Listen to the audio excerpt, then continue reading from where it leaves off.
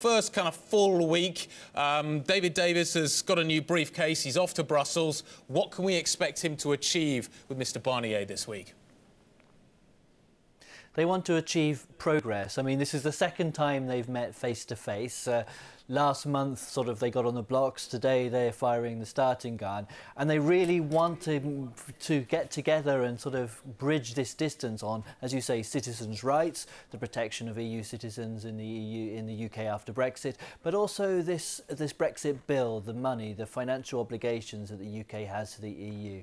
Michel Barnier, the EU's Brexit negotiator, looked pretty exasperated when he spoke to the press last week, and he'll be hoping that they can find some common ground today and really get some consensus under their belts.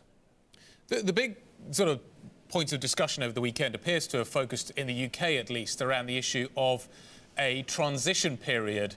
I spoke to Liam Fox last week. He talked about a short one. The Chancellor was on British television over the weekend talking about a much longer one.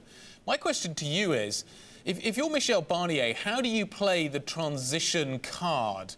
Because presumably this is something you want to play quite late on. It hasn't actually been offered yet, because as it gets closer and closer to the wire, that transition period becomes a more and more compelling factor for the UK.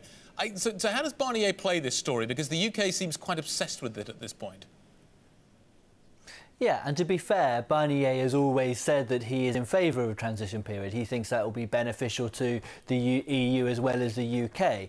But he's put some pretty strict conditions on that. He said the time of any transition period has to be well defined and it has to be short. And most crucially of all, it has to be with a view to something well fixed about what comes after. So he's dangling this transition period as a bit of a carrot. But he says we can't talk about a transition period until we have everything else sorted out. So that's much more of an incentive to say, let's sort out these citizens' rights, let's sort out the Brexit bill, and then we can start looking forward on the transition period and also on the trade agreement after that.